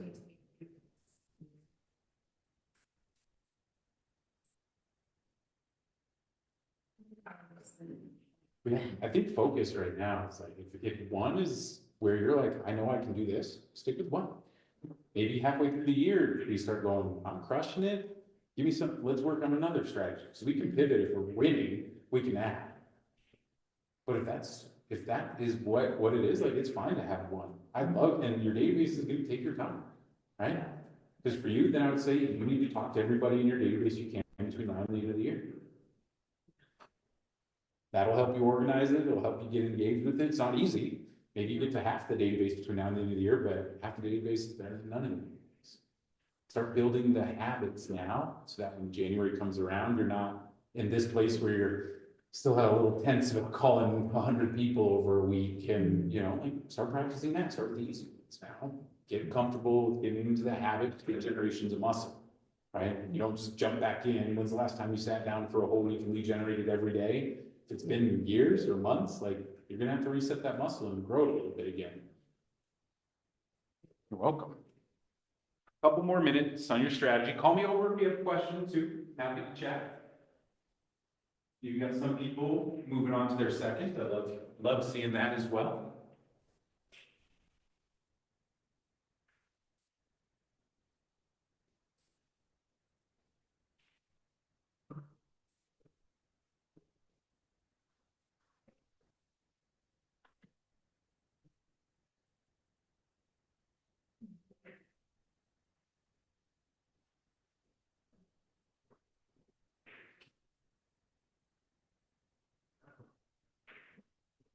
All right, I have a question for you. Please. This is cool.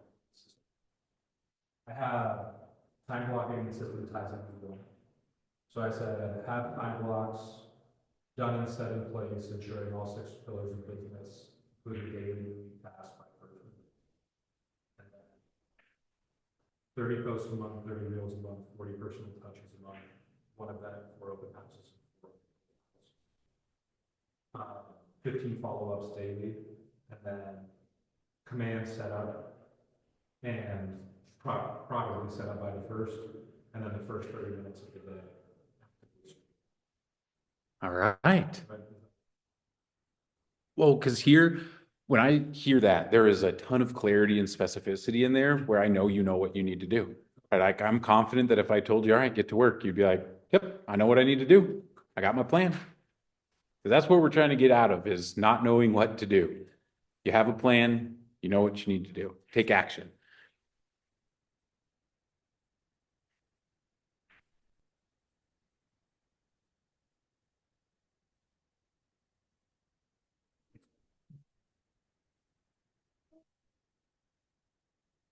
Yeah.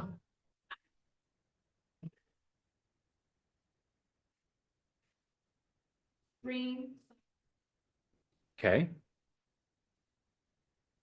Love it. Seasonal events.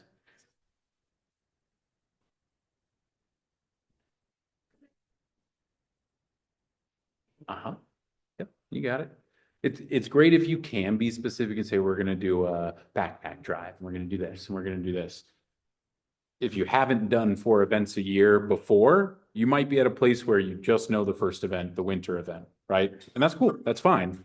Because events, you have time, right? It's not at a quarterly rate. If you were monthly, I'd say drop back, right? Like, you're probably not ready to run a monthly event if you haven't run quarterlies, right? And so, yeah, absolutely. Seasonal event is the strategy. And then maybe you put dash winter event and you define it, right? Just so that you're setting yourself up. And then maybe there's some, you know, a parenthesis, define event by, or, you know, getting those figured out, because the sooner you start event planning, the easier the event goes.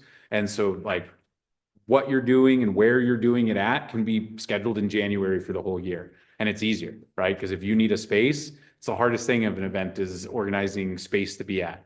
You have the market center, but also with the market center, it gets booked, right? So book it. If you book something for, you know, July right now, it's going to be available. If you wait till June to try and book a 4th of July event here, it's a good chance an agent's already done it.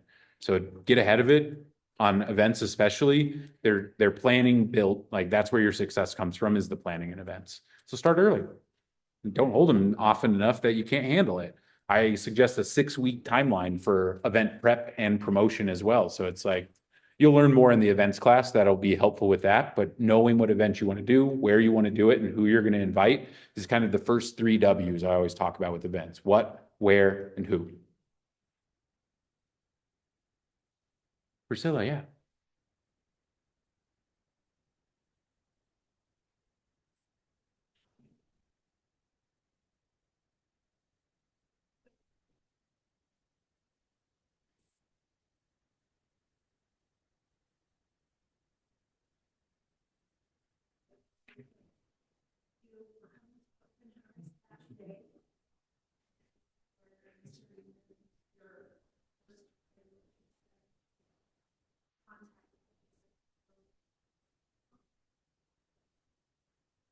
So yes, no, you're right on. So when we bring in a lead, we capture the lead, there's usually a little phase of connection that's specific to the way that we connected with them, right? So open house is a great example because it's a very specific source, right? And so having a follow-up system, it's usually not like a single touch and then they get into the database and just put into the Cultivate system. They need a little bit more attention up front before we move them into the full database, like cultivating them for business. So we want to, well, I'm just saying that it could be a thank you card, but you might want a little bit more than that because thank you cards are tough with open house people because it's hard to get their address from them. But phone numbers, emails, that I'm calling them and then asking for their address by giving them a little value first and then saying, hey, I would love to provide that value for you. What address do you live at? Right? Like a neighborhood nurture would be an example, but you have to find some way to offer some value to get that data. So I think your plan just needs to be a little bit more complex in terms of that follow-up. And that's what I mean more in a system and not just having a touch after the open house.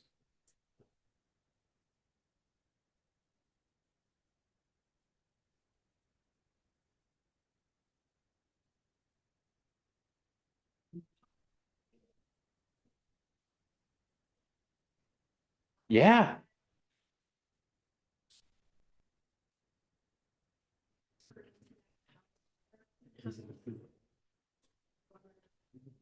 Other open houses that you are hosting, that one or others, especially in the same area, right?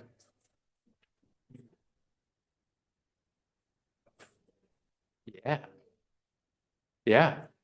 And your goal is to get to a smart plan up front. I usually recommend just do it manually. Like it sounds like you need to find your system, right? You need to find what works for you. So maybe go look at some of those in command and go, I kind of like that. And then go try and make it happen just manually, right? Send the text yourself.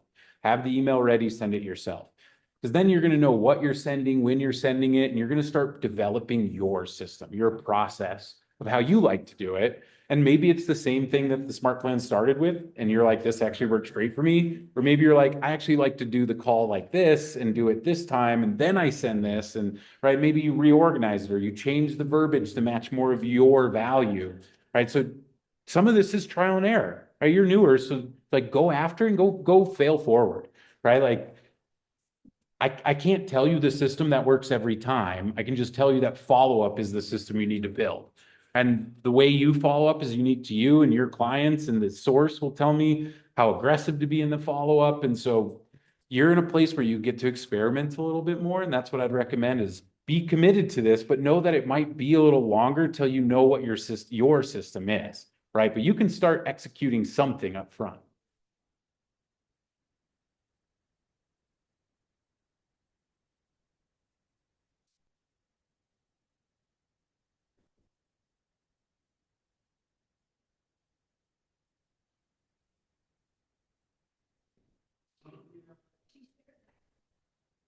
Really involved Yes. several touches.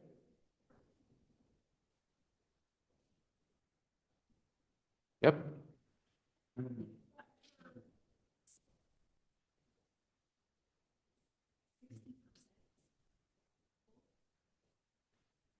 Wow, that's really good.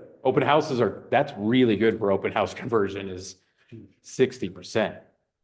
Are you raising your hand or are you telling me five for something?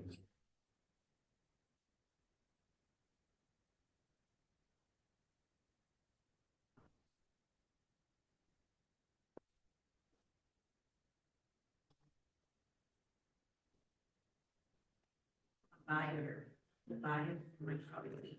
Only pointing out all the stuff that the other people are not able to. I told me, like, why this that specific property that, what was so amazing in that particular neighborhood or how, I mean, like, that style of home, it was the only one that have opened the windows, this, I mean, it's in certain places where a lot of places.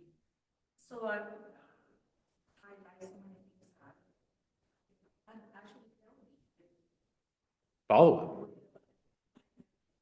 One, Made it work. Made it work. Good. Good. They do work. They're a great strategy. I could tell you all day of why they're a great strategy, but I got to teach you all about the 4-in-1. Are you done with your GPS? Will you text me it? You don't have to do it now, but you can refine it if you like, but yes. But let's talk about the 4-in-1. We have a couple of minutes. If you need to leave at 3, that's fine. I'm going to go over. I'm just going to tell you. But the 4-in-1 is much, much easier of a document to complete. Okay. So this one's a little bit simpler. Let me break it down. Is there anybody old enough in the room to remember the term 4-in-1 and what it used to mean? Maybe you two? The OGs. Anybody else remember the 4-in-1? You used to be able to dial it and what it did? Call 4-in-1 for information? Yeah. Yeah. It's where the name comes from. Has nothing to do with the actual document. It does a little bit because it's like your check-in for your week or your day. I honestly do. I look at mine every day. But your 4-in-1, it's 411 because it's 4 weeks, 1 month, 1 year. All right. So 4 weeks. The 4 is 4 weeks. And let's look at this paper. Oh, not that one. This one. That is the 4-in-1 action goal worksheet. The 4 is at the bottom. Do you see the 4 weeks at the bottom? 4 weeks, 1 for each week of the month. Then above that, do you see 1 monthly goal? And above that, 1 annual goal. So if my annual goal is to make $120,000 in GCI, what would my monthly goal be? 10,000 in GCI. If my goal is to close 24 units this year, what is my monthly goal? 2 units per month. And then the goals are easy because you're just going to take your annual goal that doesn't change through the year and you break it into a monthly goal, which is usually just some type of divide by 12 to get to your monthly. Now, here's where the magic happens, is in the 4 weeks. We have our annual goals, our monthly goals. They tie right to the GPS goal. There we go. And then we have our 4 weeks. Now, here's the thing. You will complete 12 4-in-1s next year, 1 for each month of the year. The weeks, we do not do more than 1 week at a time. The first week of the month, we put here, and we put down our success list here. We'll talk about the success list in a moment. Success list goes here. Then when the next week starts, I write week 2's success list. Week 3's success list is in week 3, week 4, and week 4. I do not write all 4 weeks at the beginning of the month. Why? Why am I building it week by week? Exactly, Monica. You're going to need to adjust. There are going to be weeks where your goal is to set 3 listing appointments and you set 0. So next week, what is your goal going to be? If you need to set 3 a week and you have a goose egg, or you might say, I need to do 1 more for the 3 weeks after this, right? It might not be 3 next week. It might be, okay, my goal for the rest of the month is 4 per week. But it allows us to pivot and make adjustments to stay on track. Because how many of you are going to take a vacation next year? How many of you are going to lose time to family that take you out of your business for one reason or another, good or bad?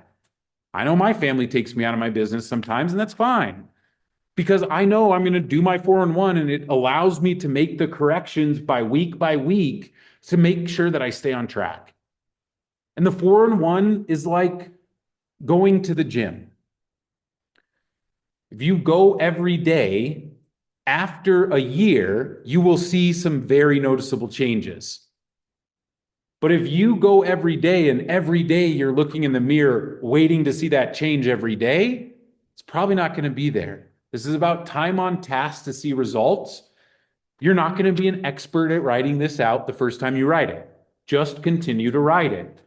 Every week, I make sure, number 1, I have time in my calendar to write this. I like to write it 7 to 7:30 every Monday morning. That is my time because I know I can control it. No one can take that time from me. My son doesn't wake up usually till 7:30 on Monday morning, so I know that I'm safe there. He's not, because I need this time. I need this time to focus on what I'm going to do because it projects my whole week, right? It pushes my whole week forward. So I know Monday morning, 7 a.m., I sit down at my desk and I write my 411. Some of you, it might be Sunday night. Some of you, it might be Sunday morning. The point is you need to make time to do it so it gets done and then do it. There's no wrong way to do your 411 outside of not doing it. There are better ways to do your 411. So let me help you out to bring you to what better means. Raise your hand if you've ever set a to-do list, or you maybe even write to-do lists now. I'm a big to-do list writer. I got to write them. I like to do it. Now, how many of you have ever heard of the economist Pareto? He's an Italian economist. I think his name is Alfredo Pareto, which is kind of fun. So Alfredo, many years ago, saw this phenomenon in the Italian economy that 80% of the land was owned by 20% of the citizens. And when he identified this, they started seeing this pattern across other economic models and other economics across the world and in other businesses and in other things. And this 80-20 principle emerges, telling us that 80% of our results actually come from 20% of our activities. Let me say that again. 80% of your results are coming from 20% of your activities, which also means 80% of your activities are only producing 20% of your results. So does it make sense to know what are the 20% activities that get me the 80% of my results? Your 411 should evolve into what we call a success list. A to-do list is 100% of the tasks the activities that you need to do. A success list is that same list, but now we've identified the 20%. The 20% is what I put on my 411. These are the things that must be done. Do you need to put on here, pick up the dry cleaning? No, it's not the 20% of activities that get me 80% of my results. Does it need to be done? Does the dry cleaning need to be picked up? Yes, 80% to 20% of your results doesn't mean the 80% gets to go away. It still needs to happen. But if dry cleaning gets picked up today or tomorrow, is it going to change the result of the dry cleaning? No, I don't need to be as specific with that because it's an 80% task. My 20%, if I don't do my 20% today, is my business going to be affected? Yes. So your goal, if you're new to this, start writing just your to-do list. Things you need to know. These are the activities I need to do this week. And what's going to help you do that? You wrote all your activities and strategies in here. I shouldn't see stuff on your 411 that I can't directly point and go, oh, you're doing that. You're doing that piece of your strategy. You're doing that strategy. Because if you're doing stuff on your 411 that doesn't match to this, you're out of focus. That's the point of this, is to keep you focused. Because no, don't take that call from that person who's been messaging you asking if you're interested in investments. Don't take that call if investments are not on your GPS. Probably just don't take that call at all. Those people stink. They're not fun to talk to. I hope you guys know what I'm talking. I'm not the only one getting these messages, right? Right, okay. I get like 7 a day. But that's all the GPS and 411 are, y'all. They're there to help you focus and stay on track. These are a time on task thing. You'll get better at them. That to success list, practice it. You're not going to be good at identifying your 20% at first, but at some point you're going to start learning, I didn't need to do that. That does not you might find open houses don't give me any results. I need to stop doing that. Because if you've done 25 open houses in the year and you have 0 business closed, it might not be the strategy for you. You either need to improve your skills and knowledge in that area, or you need to admit that it's not the strategy for you and focus your time into your other priorities that you've already found success in. We just had this conversation with Monica. It's okay to have one priority. It's fine. That's not bad. It's probably better. Because especially if you've tried having 3 or 4 and you didn't find success, get focused. Get focused on what you know you can produce business from. And for her, it was database. That's where her business has come from, so it makes sense. Stop trying to reinvent stuff. Just focus on the database. There's enough people in there to meet your goals. Start practicing your 4-on-1. Practice it now. Monday next week, have a time block in for Monday or Sunday so that you start your first 4-on-1 next week. Start it. Next week, you try it again. Next week, you try it again. I'm very unstructured in this, y'all. Mine is just a page on my iPad where it's a cross where it just says annual goal, monthly goal, and it just has the 4 weeks, and I just write it on a digital piece of paper for me. I don't use this template. So find what works for you. Some people like to do this digitally, or you can find the electronic version of this and just type in the pieces if you like that. Some people like it on their phone where they can get this document on their phone or their iPad. Like I put my iPad, that's where I use it, and just build the page out. The point is, the tool is more about make sure you're looking at your goal every week for the year. Make sure you're looking at the goal for the month every week. And then every week, make sure you're identifying the activities that are your 20% that are going to get you to those goals. Start practicing this. If you want some feedback, feel free to send one to me. I don't mind looking at your GPS or your 4-in-1 and saying, you have a bunch of 80% activities on there. Stop picking up the dry cleaning in the middle of the day. Do your lead gen, right? It's not going to be those things, but you might hear me say that back to you because you know what it means now. Stop picking up the dry cleaning. We call it in leadership, we say, stop selling hot dogs in the stadium. If you're the team owner, why are you out selling hot dogs in the stadium if you own the team? Stop selling hot dogs, y'all. Focus. 20% of your activities. I'm here to help when you guys can. Time blocking is important. That's the last thing I'll say about your 20%. Because when you put your 20% in, the next step is you go to your calendar and you make sure that there is time in your week for all those 20% to happen. Because now you have created the time to make it happen. You've committed to putting it on here, which means you're committed to doing that. You have the time to do it. Now all excuses are gone. Go execute. That's the trick. Right here, time blocking 4-in-1 changed my life. Because then when you get good at this for your business, the next logical step is, why am I not doing it for my life? Why am I not putting my weekly activities and things I want to happen for my goals in my personal life? Why am I not putting on here? And you can even find a version of the 4-in-1 that has both of those goals, business, personal, financial, and I think there's a spiritual column even on the full one. That might be valuable for you to write 4-in-1s in those spaces too for the rest of your world. It's brought me so much joy, so much clarity in my business, because now I'm making sure that when I am working, I'm working on the things that bring money to my world, not treading water, right? Which we will tread water all day. I think somebody mentioned it, the people who love to hide in classes instead of doing work, right? They love to come to classes, my classes. I'll tell people this too all the time. I'm like, hey, I see you doing a lot of learning. I'm not seeing a lot of action. When are we putting things into action? Don't come back until you do. Because, well, the thing is, being here in this moment, if this is all you do is experience this class, you will not close any additional deals next year. And I'm here to help you build your business. And not helping you close deals means I'm not helping you build your business. So I have to be honest with you and tell you up front, this is what it's like, but this is the keys. These are the clues of success that have been left for us to help you get to where you want to go, y'all. You're in the right place. You have the support. I believe in you. You need to go do your part now. We'll see you next time for the next class. You're welcome, y'all. If you do have a moment, I would love a little bit of feedback from y'all. I have a QR code to toss up here real quick. So if you just have a moment, scan the code, take a moment to fill out the evaluation. I read every bit of feedback. Feedback is the breakfast of champions, is why. Because I don't get better without y'all telling me when I'm not doing well and without y'all telling me when I'm doing poorly. Because I need to know both. You don't have any examples of that for 1-on-1? I believe there is a couple of examples in the resource file.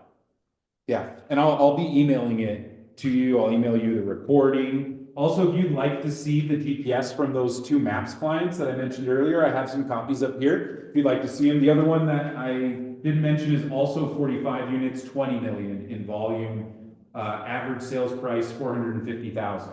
And past clients, repeat and referral is priority 1. Priority 2 is FSBOs and expired. Priority 3 is fine-tuned systems and team training. Right? So great resources here. The Maps version is kind of cool. It has a 3-year vision at the top as well. It's kind of a nice addition. I like a 3-year vision down to a 1-year for this year. I think that brings, again, clarity and vision to our business. So come over here, grab them. I have some other copies here. Then that resource pack has more examples. It has more filled out 411s, more types of templates in there. I gave you guys all of the stuff I had.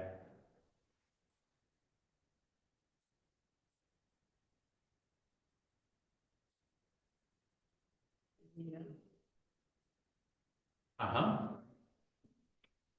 But Love James.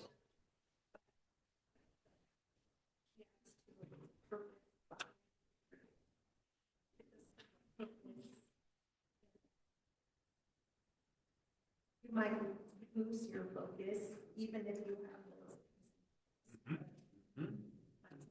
James is easily my favorite training. I love pivot shift. I try and get on in the mornings. I haven't been able to get on recently just because I've been not organizing my time well enough in the morning. But I love James, and I love hearing that you're working with the group because there is so much value in that pivot shift ahead community. You're welcome. Thanks for coming, y'all. I need to give your charger back. Yes. Thank you for saving the day there, Tim. That I looked in your office for a second and I was like, I don't want to start. Mike's desk is a mess. Mine is the one on the right side that has nothing on it. Mike's is the one that's got all the shit on it. Okay, that makes sense. And if you looked at his desk, I would have done the same thing. Like, nope, I'll just grab my own. Yeah. But thank you very much. I appreciate it. You're welcome, man. It's good to see you. I see And then you we're too. meeting on Thursday, right? Yes, I gotta get everything. Okay, cool, Set cool. to do before we begin. Sounds good, y'all. Yeah. Sounds good. Thank you so much, brother. You're welcome. No, Zoomers, thanks for being here. If you're still here, I appreciate you. Love having you here. See you next time.